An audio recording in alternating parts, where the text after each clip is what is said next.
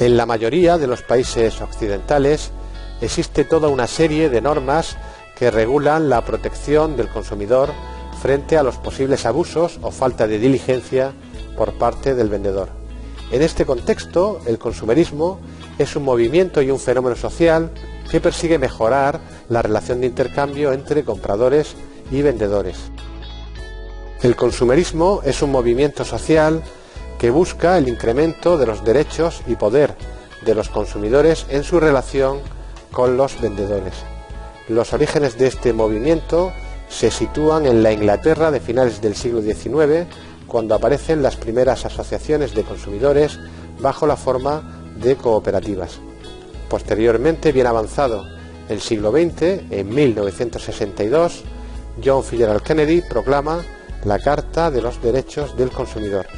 Y en el año 1973, el Consejo de Europa enunció y detalló los 5 derechos fundamentales del consumidor que han servido de inspiración a todas las acciones y organizaciones encaminadas a su defensa y protección. Estos 5 derechos son el derecho a la salud y a la seguridad, el derecho a la protección de los intereses económicos, el derecho a la reparación de los daños sufridos, el derecho a la información y a la educación y el derecho a la representación. Todos estos derechos, expresados de una u otra forma, han sido recogidos por todas las asociaciones de consumidores existentes.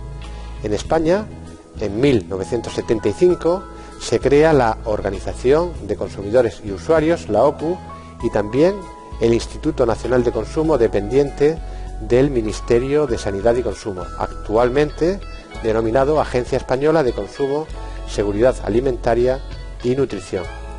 Y en la década de los años 80 se aprueba el marco legal con la promulgación de la Ley General para la Defensa de los Consumidores y Usuarios de 1984, modificada y sustituida por la nueva ley del año 2007.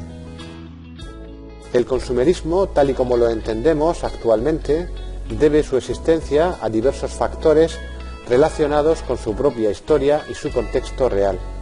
En primer lugar, a razones de naturaleza histórica. A finales del siglo XIX y principios del XX, aquellas sociedades, aquellos países donde sus ciudadanos experimentaron un mayor incremento de su renta per cápita y a continuación contemplaron cómo el precio de los productos comenzaba a subir de forma generalizada, el consumerismo evolucionó más rápidamente. La primera causa fue, por tanto, la disminución real de la capacidad de compra de los ciudadanos. En segundo lugar, razones sociopsicológicas. La mejora del nivel de formación y de renta, la mayor esperanza de vida y la alienación han sido claves para crear el descontento de muchos consumidores. En tercer lugar, equivocaciones empresariales. Hasta la mitad del siglo XX, los objetivos empresariales consistían en incrementar las ventas, desarrollar productos y producir cuanto más mejor, sin tener en cuenta las necesidades y deseos de los consumidores. No fue hasta bien avanzado el siglo XX cuando los empresarios entendieron que los productos debían adaptarse a las necesidades de los clientes. En cuarto lugar, el desajuste de la información. Muchas veces los consumidores tienen demasiada información sobre un producto y ese exceso de información confunde al consumidor. En otras ocasiones ocurre lo contrario. El consumidor no tiene toda la información que necesita para tomar decisiones de forma efectiva. Los mercados son cada vez más complejos, la competencia es mayor y la información disponible por el consumidor es con frecuencia bastante inadecuada. En quinto lugar, las restricciones económicas. Es algo normal que en épocas de crisis la economía familiar se gestione algo mejor. Los consumidores exigen una mejor relación calidad-precio, ya que no quieren perder calidad de vida como consecuencia de la pérdida de poder adquisitivo.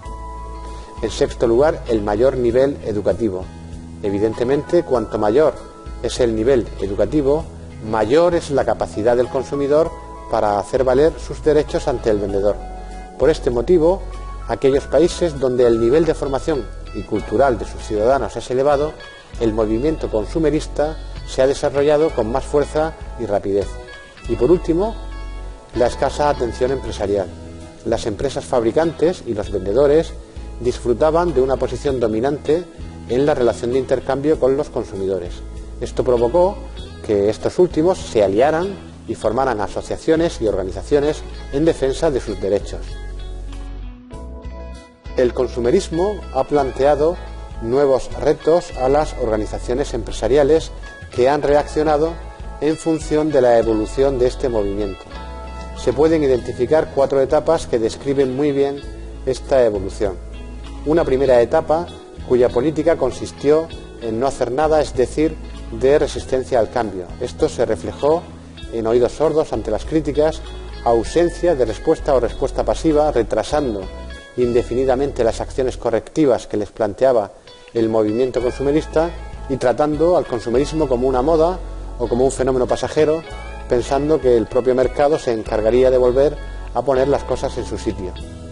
La segunda etapa consistió en pasar al ataque o a una política de confrontación frente a las acusaciones consumeristas. Como las acciones llevadas a cabo en la etapa anterior son insuficientes, las reacciones de las empresas se vuelven más agresivas y reaccionarias, desacreditando el movimiento mediante comunicados de prensa, notas a los medios de comunicación y valoraciones negativas de las encuestas de opinión que las atacan, atacando la honestidad de los líderes consumeristas, tachándolos de radicales, oportunistas y políticos banales y denunciando la concentración de poder en manos de unos cuantos consumidores. También reaccionando de una forma solidaria y colectiva, como las llevadas a cabo en el año 1985 por el Consejo Nacional de la Patronal Francesa, y considerando al movimiento consumerista como un movimiento anti-marketing, un ataque a la economía del libre mercado y como una confabulación comunista. En la tercera etapa, la reacción de las empresas consistió en la búsqueda de la concertación, es decir, una política basada en la negociación, porque advirtieron que atacando al movimiento consumerista conseguían muchas veces lo contrario de lo que perseguían. Para ello, iniciaron una búsqueda de la autorregulación de su propia actividad desde sus propias organizaciones sectoriales, intentaron pactar con el movimiento consumerista, si bien continuaron las acusaciones y los enfrentamientos entre empresas y consumeristas y siguieron ofreciendo resistencia a las iniciativas y actuaciones gubernamentales para regular los mercados y defender a los consumidores. Por último, la cuarta etapa es la etapa de la integración de la realidad consumerista en la estructura de las empresas. Para ello, se desarrollan programas o acciones que se consideran positivos para ambas partes, como por ejemplo la cooperación con el desarrollo efectivo de programas de educación al consumidor, la creación de líneas telefónicas directas para recoger las quejas y reclamaciones de los consumidores, la aparición de órganos internos de asistencia a la dirección en los asuntos específicos del consumidor, etc. Además, se mejora el suministro de información al consumidor.